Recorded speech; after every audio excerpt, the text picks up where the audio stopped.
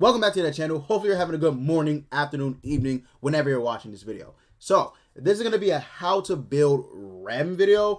I think I'm just going to do all of the collab characters minus Beatrice because I don't have her. So yeah, but I think I am going to do all the collab characters that I have. So we'll start off with REM. So REM is very, very powerful.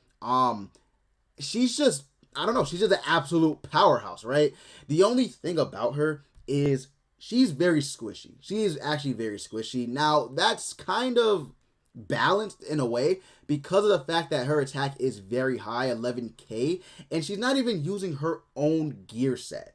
So yeah, you get a little bit of a sneak peek, right? Attack and crit damage gear, but she's not even using her own set, and her attack is 11k. So yeah, keep that in mind, right? So she's very powerful. None of her cosmetics are upgraded. I actually don't have her last cosmetics, I don't think.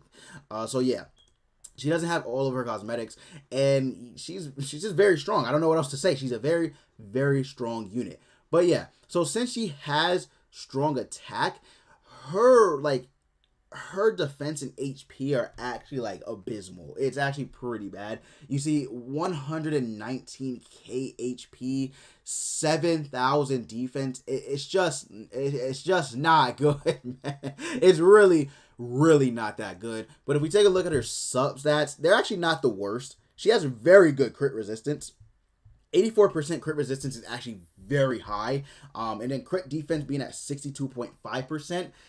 It's okay, right? But yeah, so she has very good crit resistance though. Very, very good crit resistance. Her regular resistance is terrible, 40.5%, but it's okay. She's not meant to be a tank, or she's not meant to be, you know, a defense unit. She's literally DPS. That's it. That's all she's used for. But yeah, so you can see that her pierce rate is 72%, which is pretty good. Her regeneration is 44%, which is actually very, very good. And then her crit chance. So this is going to be the big thing about her. Her crit chance and crit damage. Now, obviously, this is plus 20% because of the cosmetic we have on her, but it's still very powerful, right? It's still very powerful and high. That it's 216% crit damage. And you could even possibly make it go higher. I believe, actually, I am running my Zeldarus, so she does have, yeah, she has crit damage rolls. Okay, so she has crit damage rolls, so this isn't really like plus 20%. This is more like plus, I don't even know, but it's a lot. It is a lot. But 216.2% is very high. Now, her regeneration, or her recovery rate is 1 to 20.5%, which doesn't really matter. And then her life steal is 5%. So she's not really going to be healing that much back, but she's going to be dealing massive damage. So she can recover a little bit back. But here's the thing about her, why she's very good. So first off, she has an Amplify card. So at rank 1, well, this is basically Red Dead Ayete. So if you use Red Dead Ayete, you already know. So it's a 180, 270, and then 450%. And then for every buff that she has on her, it's plus 30%. Now, here's why that's so big. Her passive. Her passive is strong. For each orb that she fills in her ultimate move gauge, whether she uses, her skill, moves the skill, or combines cards, she will give herself an increase of 5%. Attack related stats by 5% for 3 turns, by the way. And she can do this 5 times. That's insane. The only thing is, if there are 5 ultimate move gauges, like 5 ultimate move orbs in her gauge, right? She will recover 30% of her max HP, but then this first part of the passive is null void, right? So once she's at max ultimate, you pretty much do have to use her ultimate if you want to continue getting her attack related stats increase, because if she's at max, you cannot get this if she's at max ult gauge, right? So even if you use a skill, rank up, move a skill, you really won't be able to use this part of the passive if she's at max. So keep that in mind. But as long as she's not at max, you can keep getting that, you know, attack related stats buff. And she can recover 30% of her max HP if she, you know, gets her ult. So that's very strong. So yeah, she's a very, very strong unit. Now her second skill This is really big. So 130, 195, and then 325. With attack-related stats up, this hits insanely hard. Keep in mind, being at a 79% crit chance, giving herself, what, 25% extra attack-related stats, she's going to be over 100% crit chance. And her crit damage is going to go up, like, it's insane. Like, it's actually insane how high her crit-related stats go up, right? At least attack crit related stats go up. So she's very, very strong. Now, this is going to decrease ultimate move damage on rank 1. On rank 2, it blocks ultimate move effects and decreases ultimate move damage by 30%. And then it decreases ultimate move damage by 50% on rank 3 for 2 turns and blocks ultimate move effects. And this is an AoE. So very, very powerful. The only thing is she's very squishy. Like I said, she's a squishy unit. If you look at her defense and HP, you can literally see that. And PvP is filled to the brim with blue units. Now, against Lolly Merlin, she really can't go off because of Lolly Merlin's passive.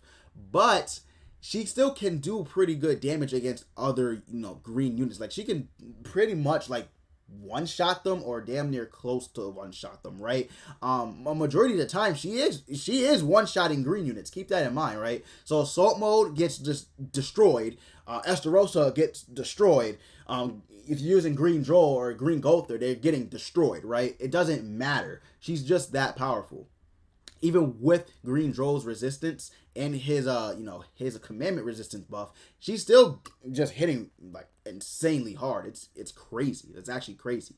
Now, keep in mind her ultimate is a shatter AoE, so it is going to be very powerful. Mine's is at, I have her, 3 out of 6, right? Yeah, so 3 out of 6, so 504%, and then you obviously, it'll just come up from there.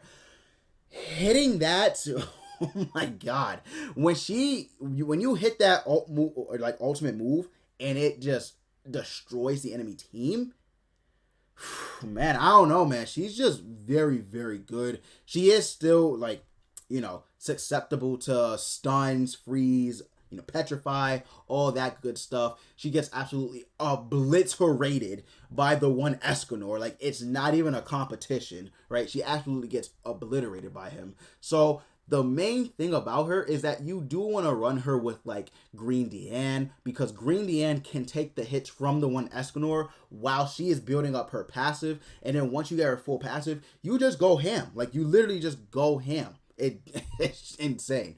But yeah, really the only way I would say to build her is attacking crit damage. You could go HP crit, but considering the fact that she's very squishy, even if you get her a lot of HP, her defense is just going to be terrible regardless, right? It's not going to be as high as the other characters, considering she has 5 cosmetic sets too, right? It's just not going to be that high. I mean, maybe you could potentially, I would say with her own UR set, could reach 9,000. You could, but even then, like, that's still not the best, right? Because if we look, right, let's take a look at another red unit. Let's take a look at Sario, for example, right?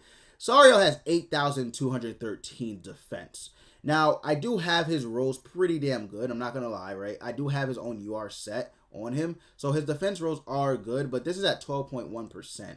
So he can go up higher. I believe these aren't even maxed out. So, I mean, you could reach 9,000 with her, potentially, but it's like, it's very iffy. It's very iffy with her that if you can reach 9,000. But if someone does have a maxed out REM, let me know down in the comments below. But yeah, that's pretty much it. Attack and crit damage is the way to build this REM. As you could tell from her skills, her stats. Attack and crit damage, man, all day, every day, right? For my girl REM, she's very powerful. If you got her, do not be, sad, because she is probably the second best. I guess you could say third, maybe, right? If you want to put Ram, her sister, above her, I guess you could. But personally, for me, I think she might just, she could be third. All right, I'll put her at third. She's the third best unit, but her being really, really good and being third best in the collab isn't really that bad. So yeah, keep that in mind. But with that said, guys, go ahead and leave a like, comment, subscribe, and as always, I will see you all next time.